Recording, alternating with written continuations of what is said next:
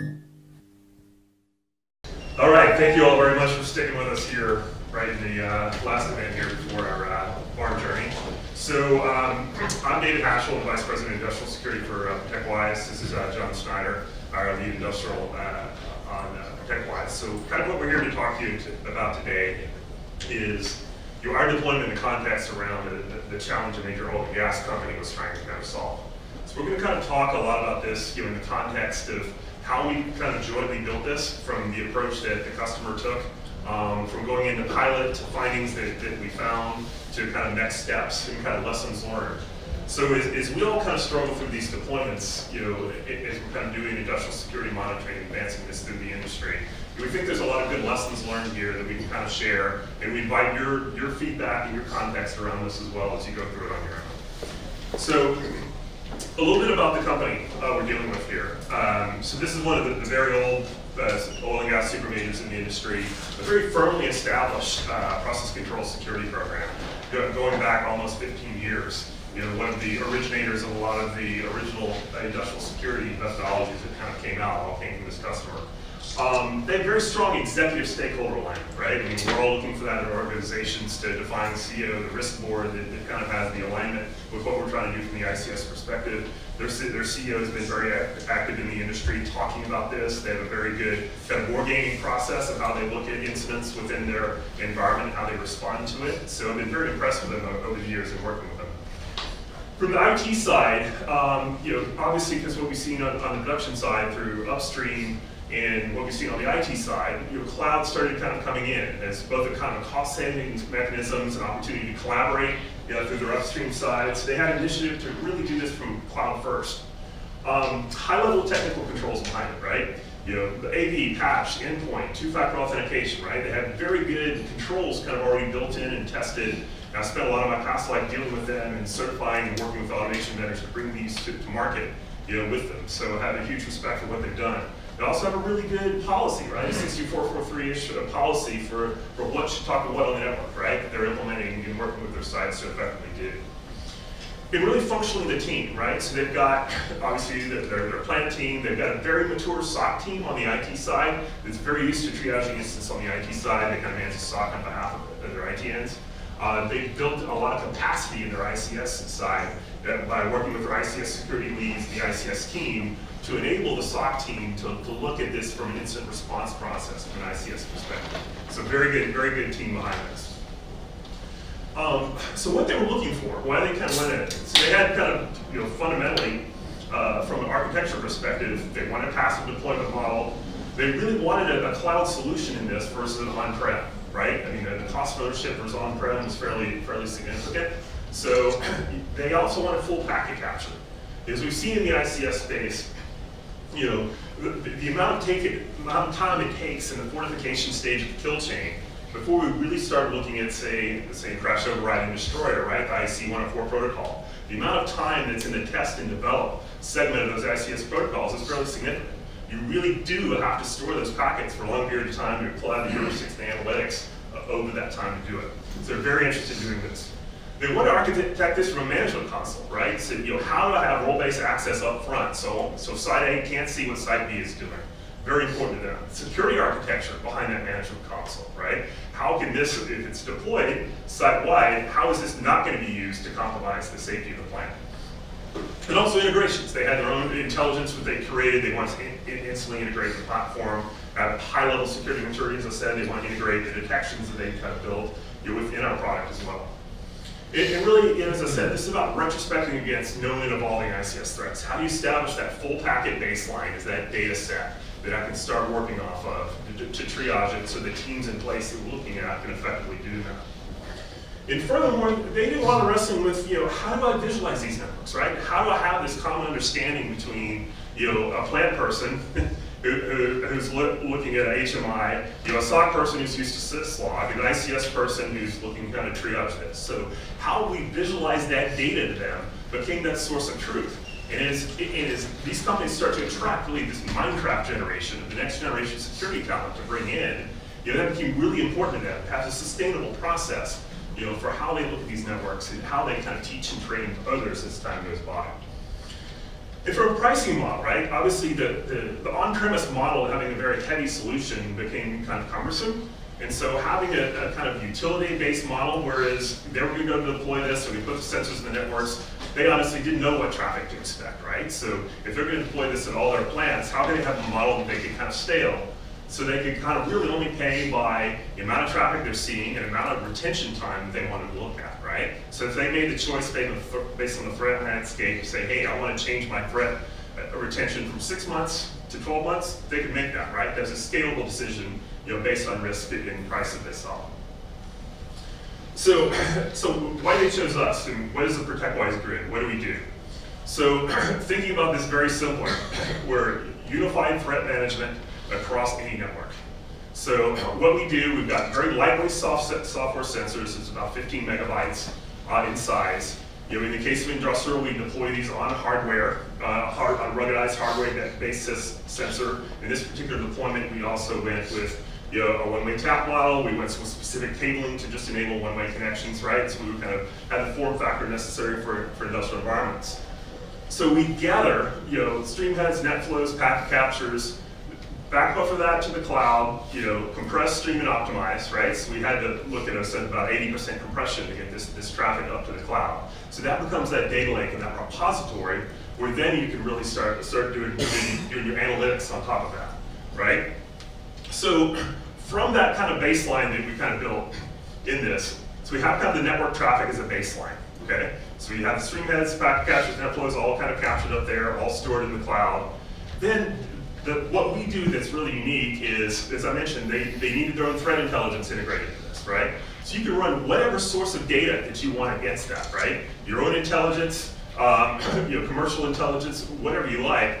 And so both from intelligence and detections, you can run whatever set of data across that packet to kind of get to the bottom line of what your ICS threat landscape looks like. And from that, then you can start going backwards in time, right? Say, as I kind of retrospect against this data, so thinking of this like the Olympic doping model, right? They store those samples for a set of 5 years. They then run, the latest indicators to essentially convict, that athlete of potential abuse, right? Same thing that they're trying to kind of do here. So that baseline of data became very important. And then from that, once it's almost kind of the old analogy of, what you don't know is easier to determine than what you do know. You can really start kind of applying this to predictive analytics to determine what the future looks like. And so once you kind of establish this baseline, it's able to do that. And that's the scale and the power and elasticity of the cloud that enables you to do that. So now, we're going to kind of step through the actual what we did in the deployment. John Snyder was very integral to this. He kind of supervised the whole process as we deployed this. I'm going to ask him to talk about how we approached the pilot. Okay, thank you. So, as we looked at the pilot, so there are a couple key things, right, that we wanted to know right up front. So we looked for a country that were large number of automation sites that would be give us good representative data and be a kind of an ideal place to start a pilot. One of the key things is alignment with your site personnel. So the site personnel, their responsibility is to keep that plant operating and the security of that plant. And so we need key alignment with them and agreement that they're okay with this solution. It was passive. That was the big key. We don't have anything in line, so we're not going to have anything that's going to, cause them to have to do any network modification, anything that would potentially risk the operational stability of their plant. So when we get this sensor installed, we start looking at we're in profiling mode. We're looking at data. What are we going to do? We want to take and capture the available network traffic. So in order to do that, what we want to do is set a capture profile. It's really critical. As David mentioned, we do compression of the data that we capture, we send it up to the cloud.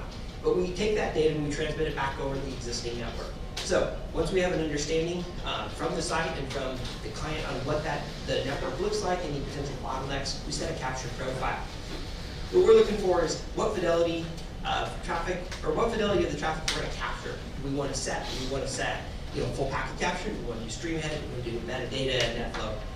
So we want to capture full packet for all of our known ICS protocols. Those will be very valuable for us in this environment. But there's also a number of IT protocols that are going to be very valuable from a security perspective. And we'd like to do full packet capture if we can on those. Things like web traffic, file server traffic, network services, for example. And then any traffic that through our DPI we're not able to detect, any sort of unclassified traffic, we want full packet capture. So we set that up as our capture profile. The model that we looked at for the pilot we said, let's monitor across the entire network system. So if you think of, kind of like your Purdue model, we're going to be up in the DMZ, we're going to be in the supervisory and the process control levels. We can see traffic across all three of those different zones. The deployment process. One of the key things to make this successful is that we have a successful process that is easily adopted and scalable. We want a process that the site is well adapted for. So what we want to do is say, all right, minimal effort for the site personnel. We want to be a plug and play system, so they basically can take the sensor and the kit, they can rack and cable and turn it on, and they're ready to go. As David mentioned, intelligence integration. So right from the get-go, as soon as we start doing live capture on data, we can immediately start running that data against our own ProtectWise intel that we have, in third-party data that is available that you want to run, or also client custom data if you have any custom sort rules or shortcut rules that you want to run. So that threat intelligence is run against that data in real time, and also, as was mentioned before, retrospectively. So we can also go back and take that captured network traffic and run it against current intel that we might have. As was mentioned, we have a ruggedized sensor, one-way tap to enforce communication. That was critical to ensure that this solution doesn't have any opportunity to introduce any other risk into this environment. It's a sensitive environment. Part of the pilot, we have heuristic testing and validation. So what we do is we develop these heuristics and these classifiers. The purpose of these classifiers was initially basically for security policy monitoring. There's a robust security policy in place, and it's supposed to be enforced at the sites. And what we can do is we can write our heuristics and classifiers to basically monitor that and visualize adherence to that policy. What this allowed us to do is be able to take and say, instead of a reactive approach to network monitoring and network validation and threat intelligence, is say, let's be proactive. We have data, we have a system that allows a lot of visualization and true understanding of what's going on in your network, to be able to say, hey, we can choose to proactively address things that we find versus trying to do it in a reactive fashion. So what are kind of the key findings? There's a lot of key findings that we found. Some of them are basic things like, we find port data on level 2 hosts. Something that would be interesting to look at. May or may not be of a significant threat, but could be a potential vulnerability. We see port scanning. We might see unexpected protocols. That's a key one. We might see like a Dropbox or another unexpected protocol. Maybe you see IRC in your level 2. You really want to know if you saw that. That'd be very important to understand right up front.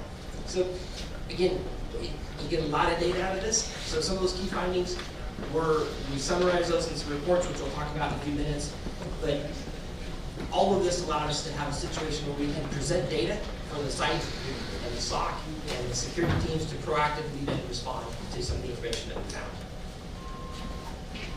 So once we got past the pilot phase and had a lot of kind of buy-off, from these individual countries and sites that were there, the company I just mentioned really took kind of an executive visibility approach to say, hey, they engage the heads of upstream, the heads of downstream, the heads of their other business lines to really build some kind of hearts and minds around this, right?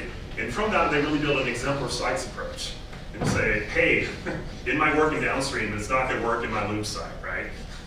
So we really kind of built out with this customer an approach to kind of target the specific micro verticals of these areas to really build some hearts and minds around this. And really, one of the key things to really do it, to kind of define up front, is the operational definition of the process, right? How should the site respond in the event of an incident, right? How should the SOC respond? How should the ICS keep? So that definition of the process and that integration became almost even more key than the product itself. So fixing that and monitoring that and managing that was very important.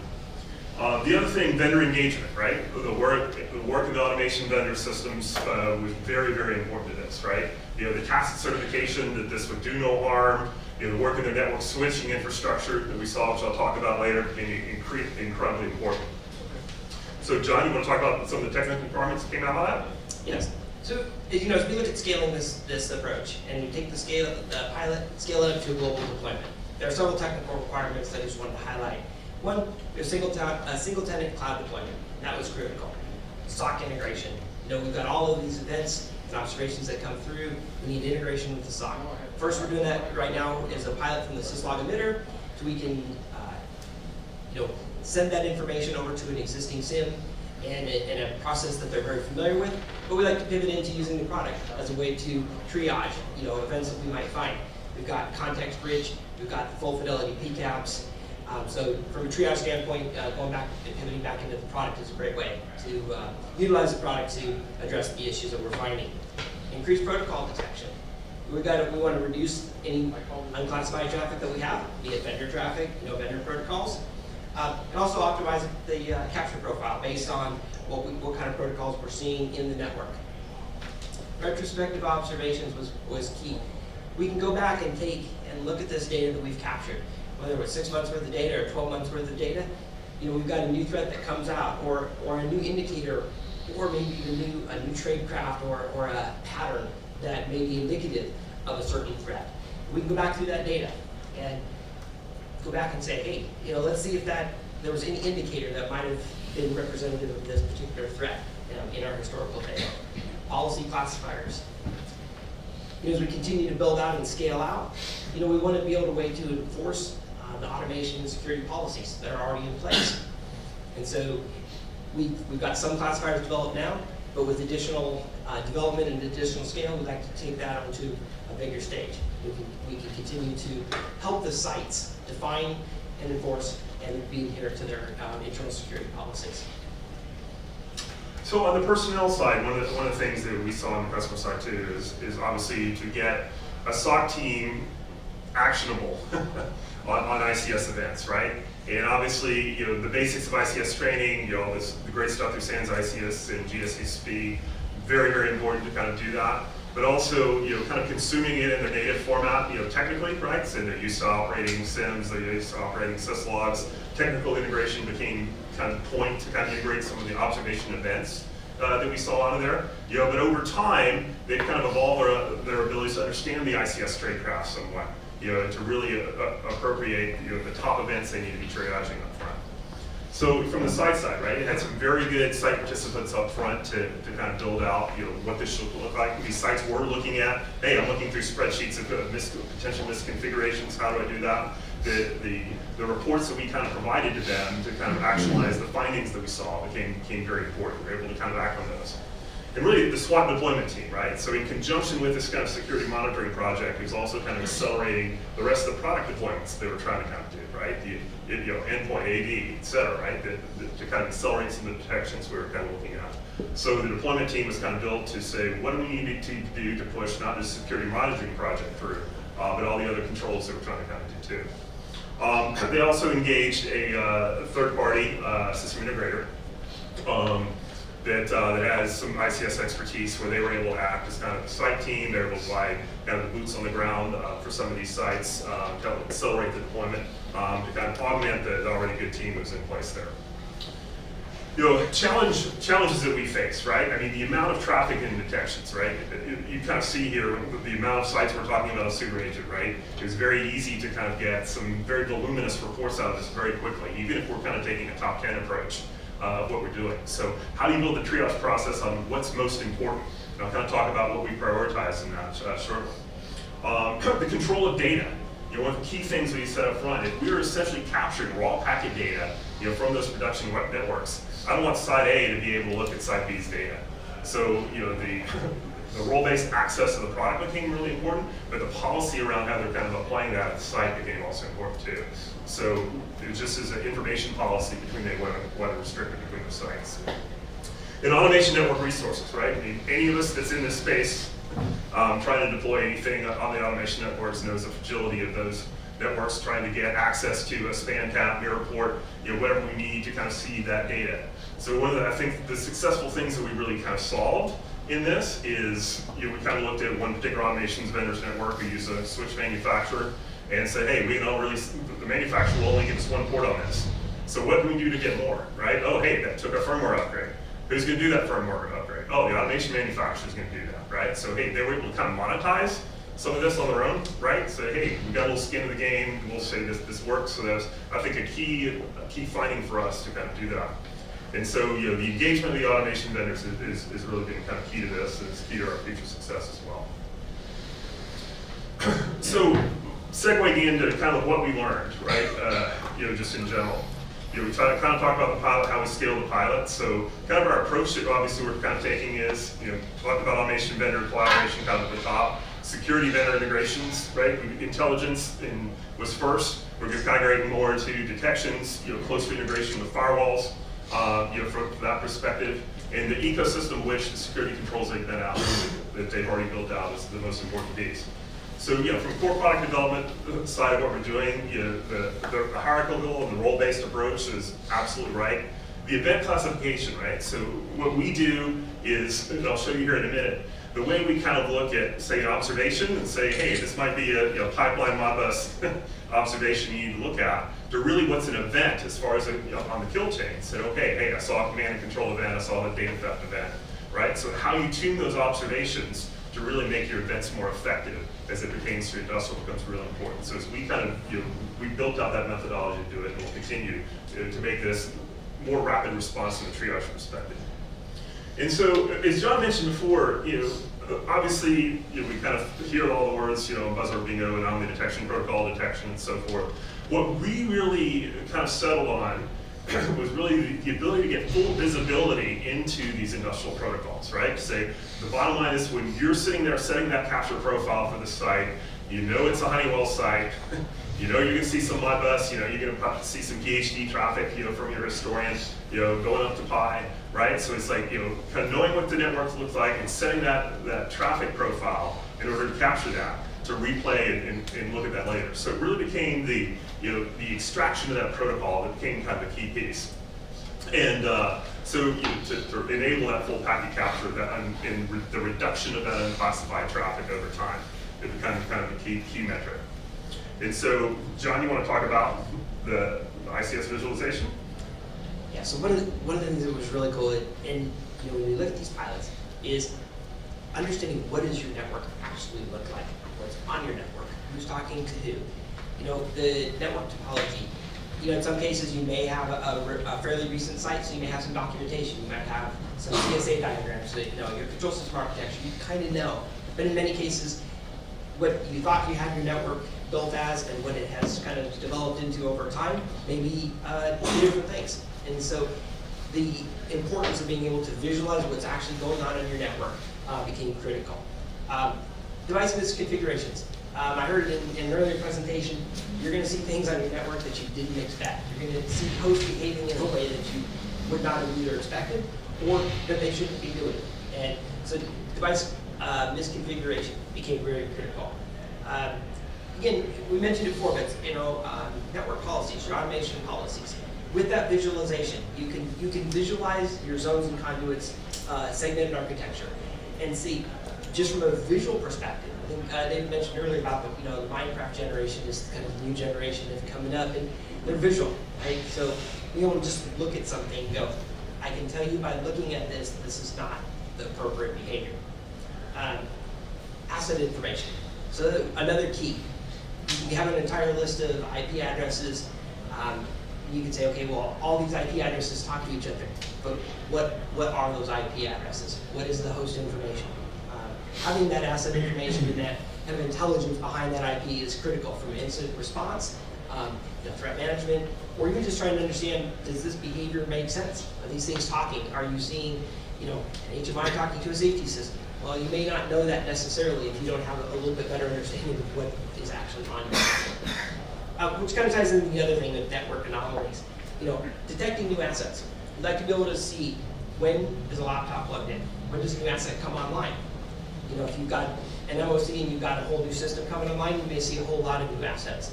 But in these control networks, particularly down in the process control layer, it should be fairly static. You would not expect to see lots of new assets every month coming online. So it's important to know when they are, when they do come online, and you can identify what's going on. New communication patterns. When you start looking at your network traffic, you said, why are these things talking?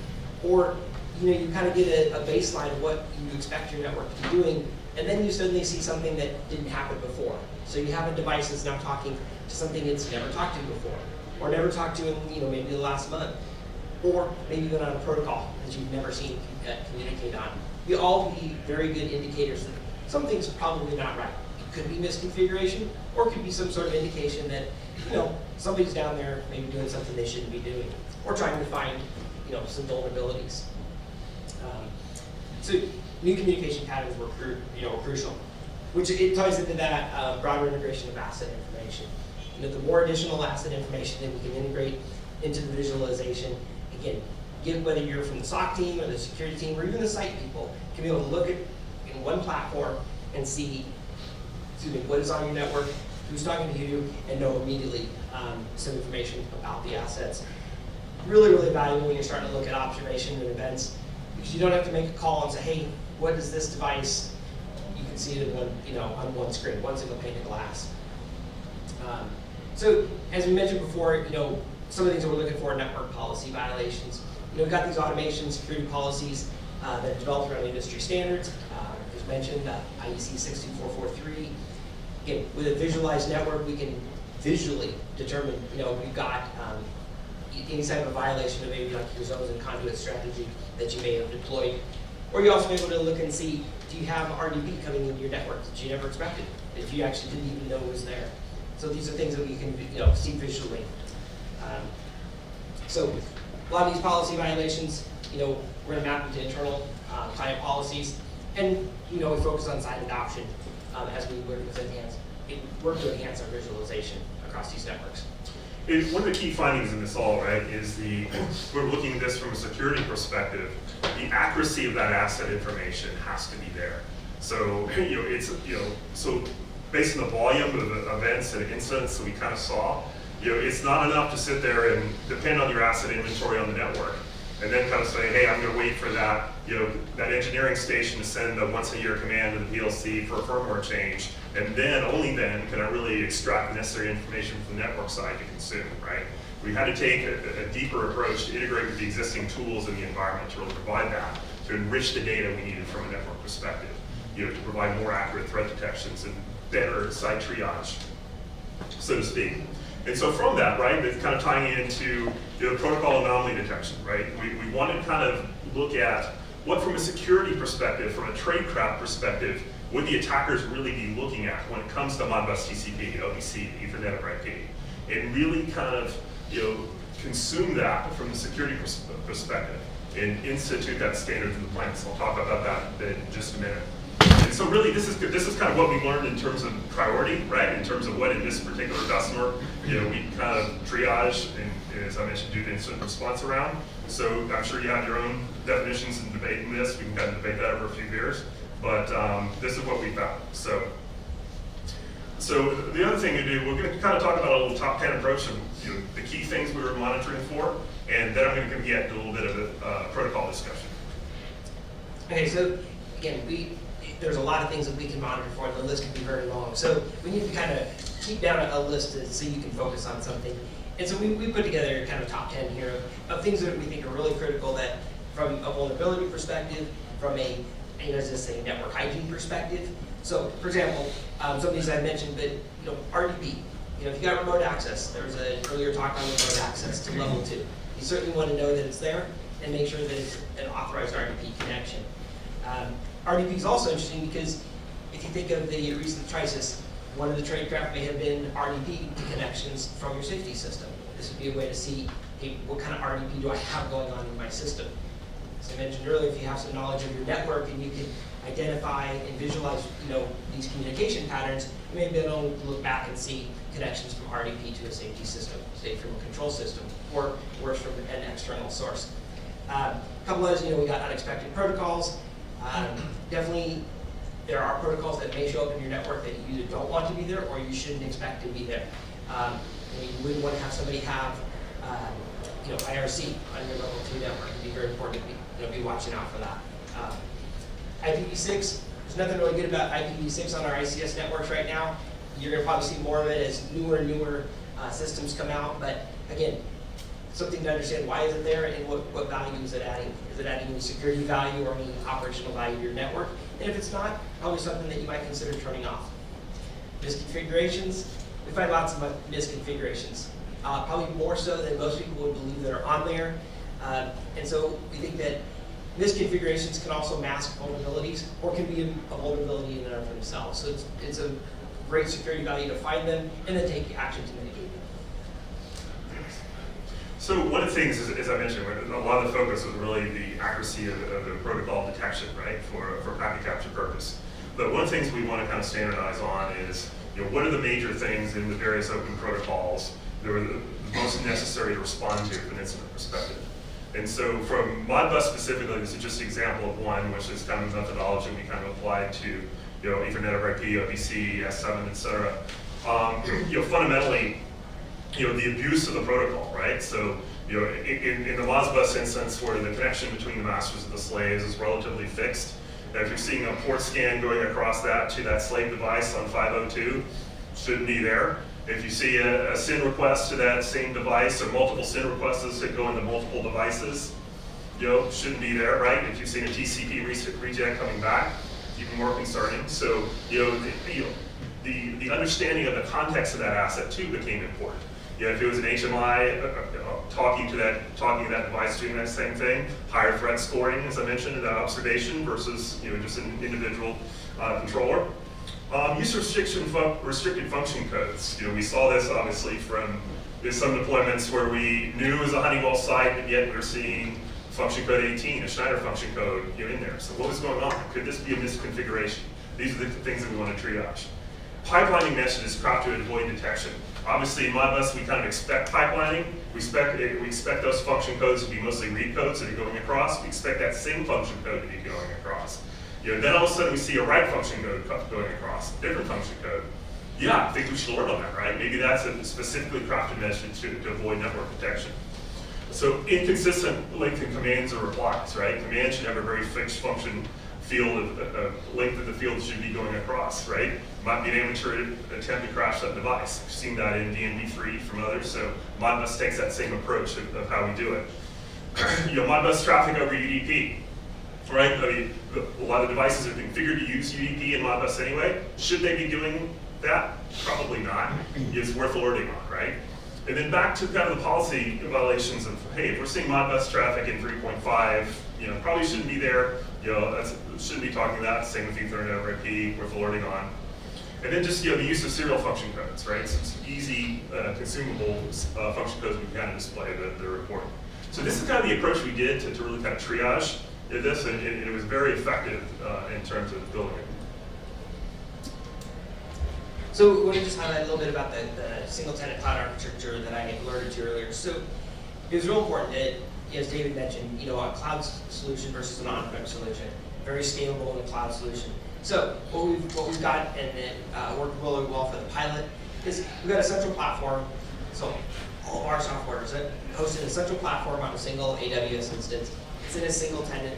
There are no shared components. It's critical that we maintain the confidentiality and the security of the data that we pull out of the control networks. S3 buckets are also in the cloud environment. And also more important is the client owns the data. It's in their instance, so if they need to terminate access for it, for whatever reason, they still maintain the data. So there's no concern about having to drop access and then wondering how they get their data. Some of the technical pieces, the data is encrypted both in motion and in rest. The data is stored in AWS. It's stored in a shattered format, so it's in non-continuous blocks. And so this is some of the steps that we took to ensure the confidentiality and the security of that data in this cloud environment, which will be very scalable as we move from our pilot sites up to a full global deployment. Yeah, this became very significant, and certainly my brethren in the utility industry are kind of facing this, of how they kind of define their information protection plan in their SIP for cloud access, right? So how they're kind of managing bulk electric system information. So we kind of wanted to find a really solid cloud architecture that we could kind of replicate, jointly with this customer to use in other environments. And so we're happy to share with you other details as that pertains to your environment. So where have we gotten to? So we've got circa 100 sensors deployed. So we're well on our way. We've got quite a few more to go. We've got a fully integrated and adapted deployment process. We've got ruggedized sensors. They're designed for your industrial environments, so they need mil-spec for heat, dust, vibration, things like that. They're pre-configured. So when that sensor shows up at site, along with cabling, the site personnel simply have to install it and turned on. We've got all the configuration done ahead of time. It's all architected, pops back to our central platform as soon as the connectivity is established. So that hardware model has been refined as we've gone through our pilot, and we have a situation now where that works out really, really well. We have access to control that hardware from remote once it is connected.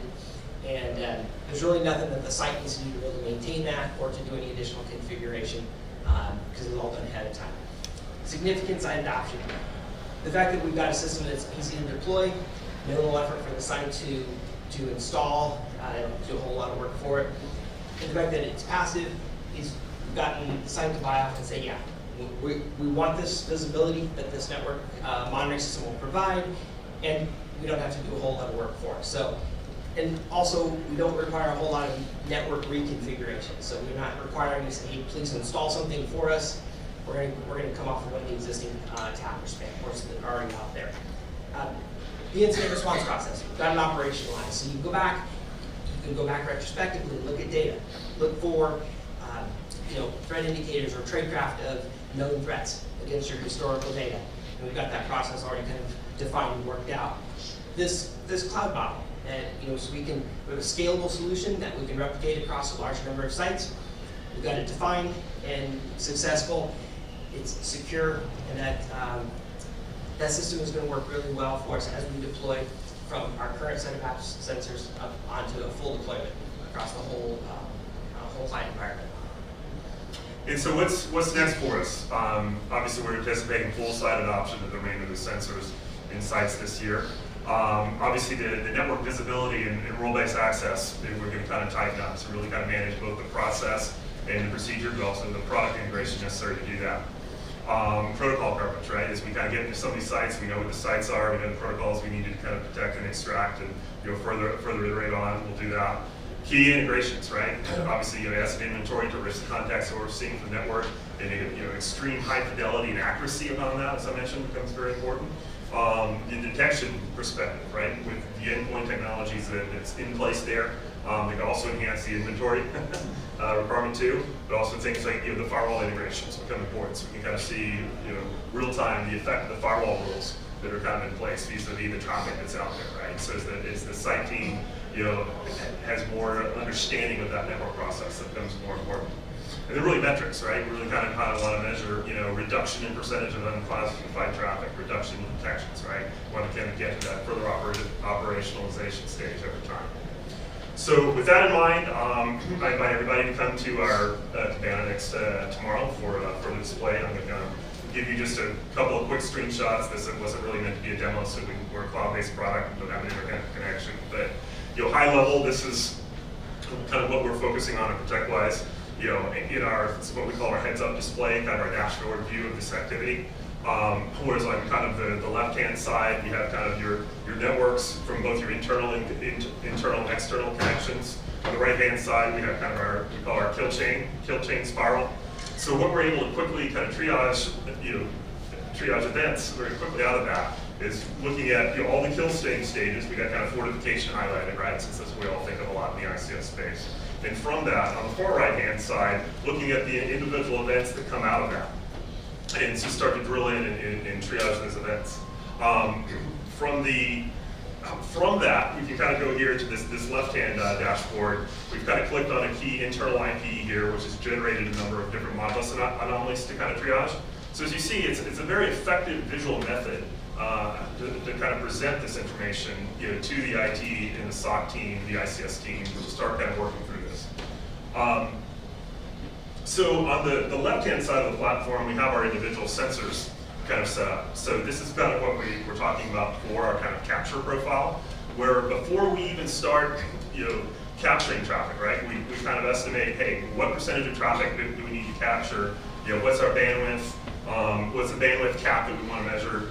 What traffic between IT and PCN traffic that we want to capture? We set all this up in the capture profile ahead of time before we start streaming that back to the cloud and adjusting that traffic.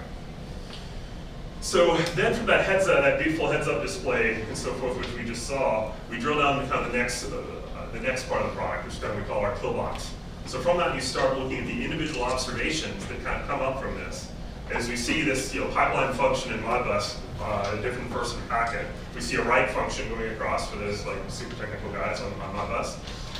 From that, we can kind of drill into the various threat intelligence we've got around this IP, DNS information, device intel, what's the asset inventory behind it, all that piece. We look at the source and des IP from that, saying, and we're able to kind of triage what other IPs we might have seen kind of across this. We're able to kind of drill into the full packet ourselves, directly from this platform. So you can use whatever product you want to kind of do around it. But you see the raw packet data, and we can see the data yourself from a response perspective.